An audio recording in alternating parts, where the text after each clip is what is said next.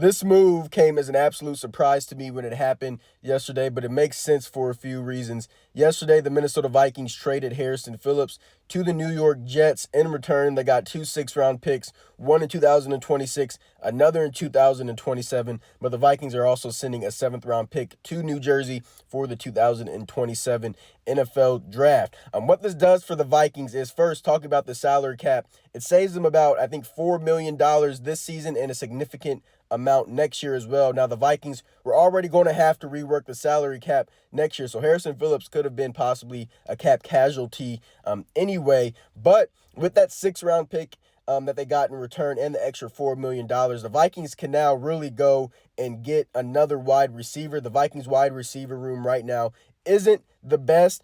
Justin Jefferson, he is going to be back, but Jordan Addison suspended 3 games. Jalen Nailor dealing with an injury. The Vikings, they're going to want to go upgrade that position group for at least the first 3 weeks of the season. And they can do that via trade or waiting until the rosters get cut down to 53 players, which happens next week, I believe. But what this also says about the Vikings is just how much confidence they have in their interior defensive line group, which is surprising considering how this unit's kind of been the past few years. But this is more opportunities for guys like Jalen Redmond, Tyrion Ingram-Dawkins. And I'm a big Jalen Redmond fan, and Tyrion Ingram-Dawkins, he's had his moments in the preseason also. So more opportunities for them. And then also behind those guys, just the depth.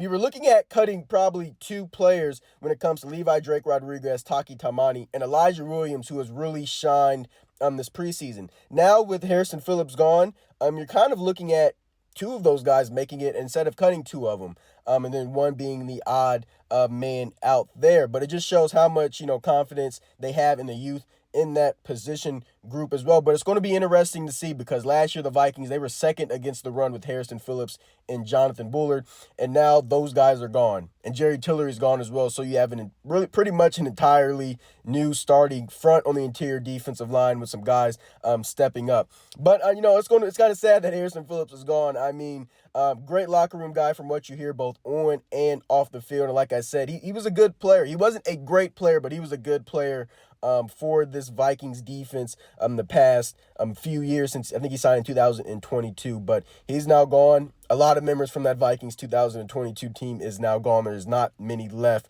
but this was an interesting trade. We'll see what the Vikings do here, especially in the wide receiver market, and we'll see how this interior defensive line performs when they take the field in Soldier Field for week 1.